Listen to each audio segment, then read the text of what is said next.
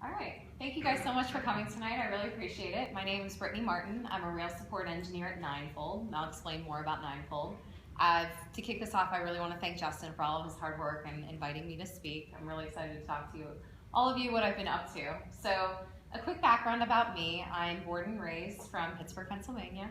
I moved to San Francisco roughly a year and a half ago. I sold my house, packed up my Mini Cooper, my chocolate lab, my boyfriend, and we towed a U-Haul across the country all the way to San Francisco and only had to change out the tires once. So very exciting.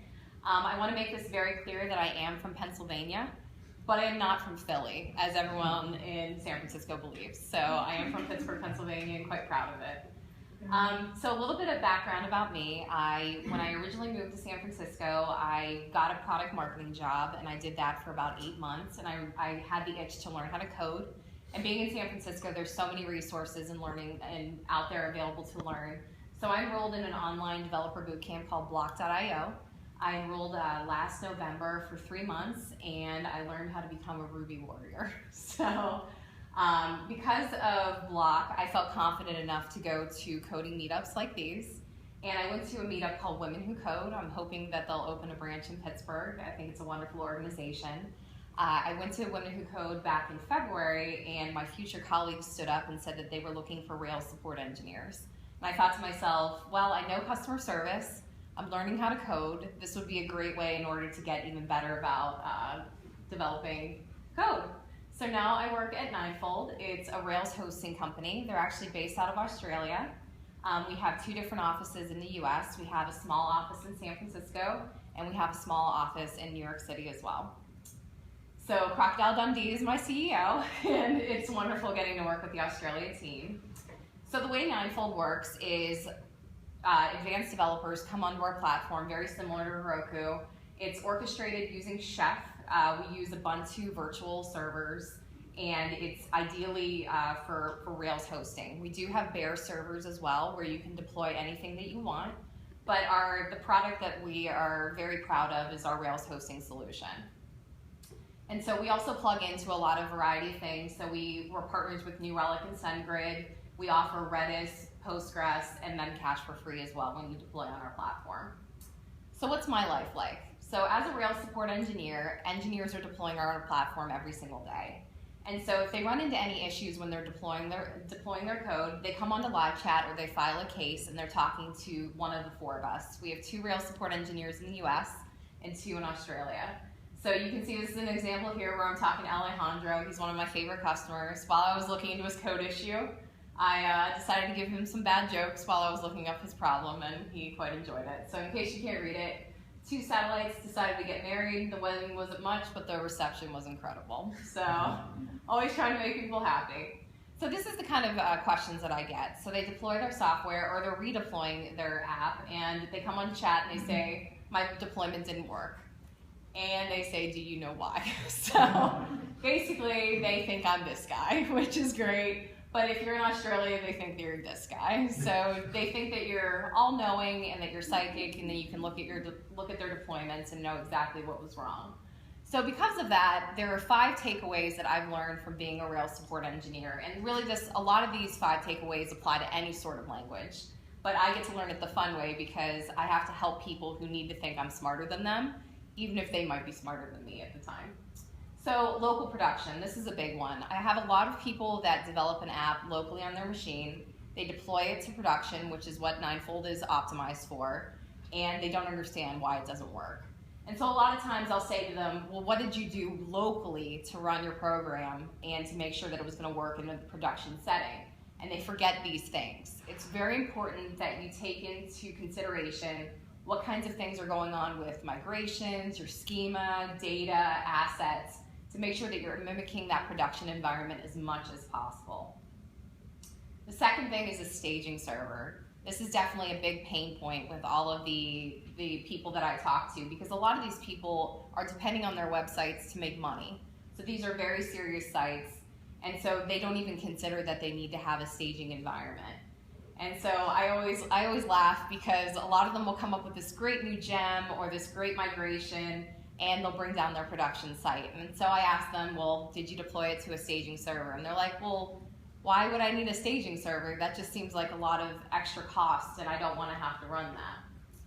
But in reality, this is what happens when you do things like that. So when you deploy straight to production, you have such a good chance that you're going to bring down your site, and that can be really scary. So it may seem like you're doubling your costs, but a lot of the providers out there provide credits to you in order to deploy a staging server for free. Ninefold itself offers a $50 Rails hosting credit. You can deploy under Heroku on their free tier. A lot of different services encourage that staging server to make sure that you know what your code's going to be doing out in the wild. So I definitely highly encourage getting a staging server together once you feel that you're taking your project to that serious level. So who knows what "let me Google that for you" means? Has anyone ever sent anybody to that site? Okay. So that happens a lot. People will come on to the site. Ninefold has excellent logging. It's very verbose. We have a great CLI that you're able to use. And they'll come on and they'll say, "I'm getting this error." And I say to them, "Well, have you tried to look it up and see what kind of results you might get?" And they're like, "Oh, no, I thought I would tell you." So a lot of times I have to recommend to them that they go ahead and Google it and see if they can find the error themselves. And a lot of times, because we use Logstash and because we have excellent logging, Stack Overflow is going to be your best bet. But one piece of advice that I got a couple days ago from the Gogoruko conference is that a lot of people, when they have an issue with their code, they'll go out on the Stack Overflow and they won't find the answer. But they continue to work hard at it for a couple of days, and then they manage to figure it out. So what they'll do is they'll go to Stack Overflow, ask the question, and then answer it themselves. And then a couple years later, they'll have the same problem, and then they'll look it up and they'll find themselves, which is really creepy and kind of like odd, but it's pretty amazing that you can teach yourself from the past. So I definitely encourage that. Plus, it brings you more karma, and who doesn't want that? So awesome. Okay, so to use a platform as a service or not to use a platform as a service. So this is really when you start thinking about whether or not you want your app to have a lot of maintenance behind the service or whether or not you want to have a lot of control. So this is kind of how I think about it. So you have AWS and DigitalOcean, Linode towards the top, where they're very inexpensive services, but they don't come with a lot of help. So they're very bare bones.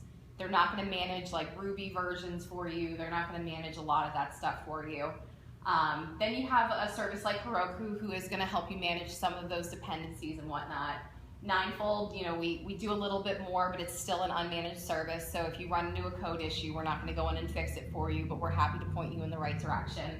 And then you have a service like EngineYard, where you do pay a lot of money for them to fix your code when you run into serious errors. So you need to consider whether or not management is important to you or whether or not having control over your code is important to you. So I'll give you guys a great example. So remember earlier I talked about how Chef orchestrates everything for Ninefold. It is the heart of Ninefold. It orchestrates all of our deployments. It orchestrates updates, everything. So it's very important to us. So I had someone come on to chat the other day and they said, "Can I have SSH access to my server?" So of course my first question is, why? What are you doing on there that you're not able to do through our service? Because if you're doing something that we're not able to do, we definitely need to relay that to product to make sure that we're building it into the service. And he goes, "Don't worry about it. I'm an expert. Don't worry." And I'm like, okay. So we do have a secret way that you're able to SSH onto your servers with Ninefold, but it's not something that we advertise, so I granted it to him.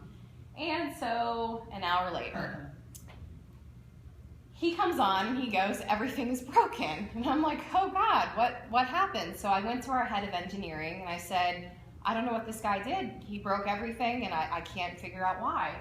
So we went in and we ran like a history trace on his server and he deleted Chef. So I basically had to tell him you ruined everything and it's ruined. So you're gonna have to start over again. So very sad. But in this case, this is a guy where he really needed to step back and seriously consider, is using a service that's going to manage everything for him, is that ideal for him? Or should he be on a service where he's able to orchestrate everything? Now, he ended up deploying another app, he didn't delete Chef, and now he's a happy customer because we manage everything for him. But it's important to consider that kind of thing when you are deploying your app. And that leads me to deploying your app. So a lot of times, this is how developers feel about having to manage DevOps. So we get a lot of developers on our platform that just don't want to think about DevOps. They just want to deploy. They don't want to think about memory. They don't want to think about I/O. But a lot of times we'll have developers come onto our platform and say, hey, my worker's not working. And we're like, okay. So we'll take a look at their server, and it turns out their memory is maxed out. So there's absolutely no way that process could have run anyway, whether or not their code was correct. And so we tell people to use tools like New Relic, which can be free depending on how much functionality you want, in order to manage all of those things and make sure that you are keeping an eye on everything. Definitely important to use things like continuous integration. I'm a huge fan of Magnum CI, but like Jenkins and Travis and things like that. Just make sure that you understand what's going on in your deployments and to use those testing procedures correctly. All right, that's everything for me. Thank you guys so much. I can be reached at Brittany Martin on Twitter. I have a blog. I work at Ninefold. I adore Pittsburgh, and I hope to be back here in a couple years. And I'm happy to take any questions that you might have. Thank you guys so much. Thank you guys. That went way faster than I thought it would. All right, thank you guys so much. I appreciate it. Do we have questions?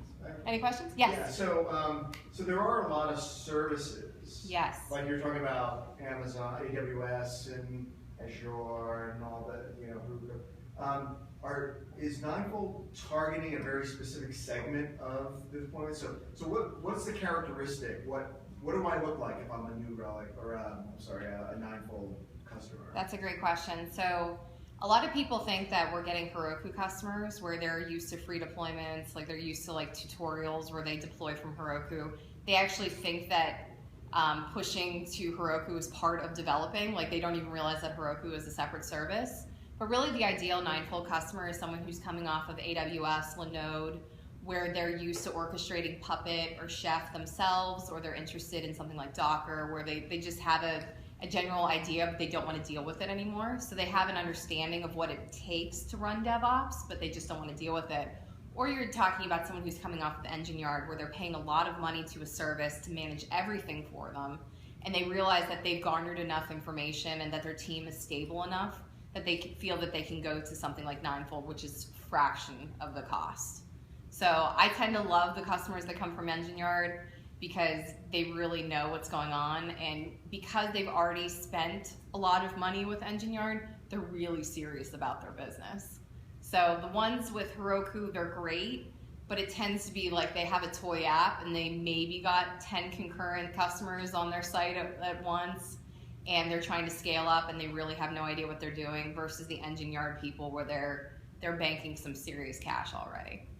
Great question. Anything else, guys?